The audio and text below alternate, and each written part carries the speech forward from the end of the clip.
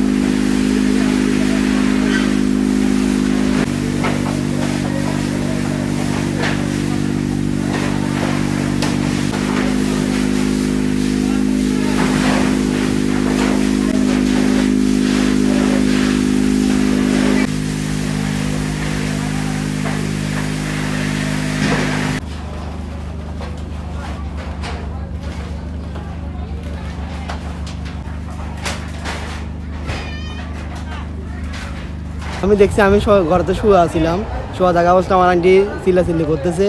এরপর আমি বেরোলে আমাদের ঘর থেকে কারেন্টের লাইন ছিল লাইনটা গেছে এরপরে 3 লাইনে কল দিয়েছিলাম কল দিয়ে ফায়ার সার্ভিস আসছে 6-7 মিনিট লাগছে এরকম এরপরে তারা আসে আগুন নিয়ন্ত্রণ করছে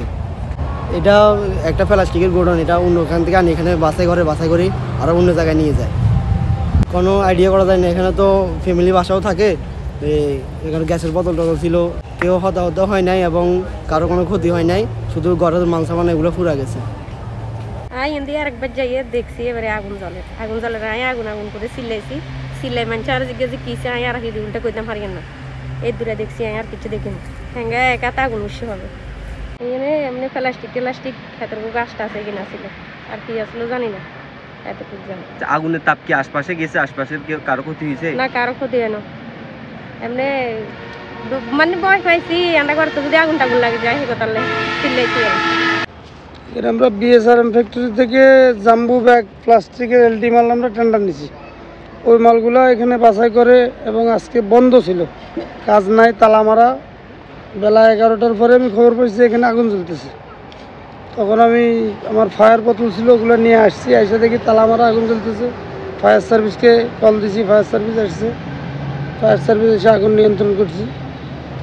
ক্ষয়ক্ষতি আনুমানিক সব মিলিয়ে 50 লাখ টাকার মধ্যে হয়েছে এমনি কেউ হতাহত হয়েছে না অসুবিধা হয়নি আগুন কি কারণে লাগতে পারে কোনো ধারণা আছে ওটা এখন আমরা কিছু জানি না আমরা খোঁজ করে বাইর করবো যেহেতু খালি জায়গা তালা মারা ঘর এবং দিনের বেলা লোকজন খোঁজ তো আস্তে আস্তে বাইর হবে কে আসছিল কে গেছিল আমরা এখানে আগুন লাগার সংবাদটা পাই ঠিক 12:15টার সময় সামথিং 2-1 মিনিট এদিক ওদিক হবে আমরা দ্রুত দুইটা আমাদের একটা পানিবাহী গাড়ি একটা হচ্ছে আমাদের টানা গাড়ি মিনস এখানে হচ্ছে আমাদের পাম্প থাকে পাম্প দিয়ে পানি তুলে এই পানিগুলি আমরা হচ্ছে আগুন নেভানোর কাজে ব্যবহার করি সাথে সাথে আমাদের পানিবাহী গাড়ি নিয়ে আসে আমার স্টেশন থেকে 4 কিলোমিটার দূরে যাতে আমি সহজেই এখান থেকে দ্রুত আগুনটা নিয়ন্ত্রণ করছে মোটামুটি 12 থেকে 15 মিনিটের ভিতরে আগুনটাকে নিয়ন্ত্রণ করছে কিন্তু যখন আমি এসে দেখি এটা আগুনের একদম টোটালি লেলিহান শিখা পরে শুনলাম যে এখানে যেহেতু লেলিহান শিখা দেখে বুঝেছে যে এখানে পলিমারাইজেশন জাতীয় বস্তু বিশেষ করে প্লাস্টিক এবং এক্সপ্যান্ডেড পলিস্টারাইন যেগুলি আমরা বুঝি যে ফুলশোলা যাকে আমরা বলি এইগুলি এখানে প্রচুর পরিমাণে মজুদ ছিল এখন এখানকার যে কী কারণে আগুন লাগছে এবং ক্ষয়ক্ষতির উদ্ধার এটা মূলত তদন্ত সাপেক্ষ ছাড়া এটা খুবই বলা মুশকিল মালিকের বক্তব্য অনুযায়ী যেহেতু এখানে কোনো কর্মচারী ছিল না এবং প্রতিষ্ঠানটা বন্ধ করা ছিল তালা মারা ছিল এবং মালিক নিজে এসেই দোকান খুলছে এবং সাথে সাথে আমরাও আসছি আমাদের আসতে হয়তো সর্বোচ্চ 3 থেকে 4 মিনিট সময় লাগছে কিন্তু এর ভিতরে আর যেহেতু কোনো লোকজন আসে নাই যেহেতু মালিকের বক্তব্য দেয় এইটাই কিন্তু বাকি আমাদের যেটা বক্তব্য দেয় সেটা হচ্ছে এটা তদন্ত সাপেক্ষ ছাড়া এটা আমরা কোনো সময় বলতে পারবো না যে কী কারণে আগুন লাগছে বা ক্ষয়ক্ষতি কেমন উদ্ধার চলাকালীন সময় আমাদের স্টাফ সহ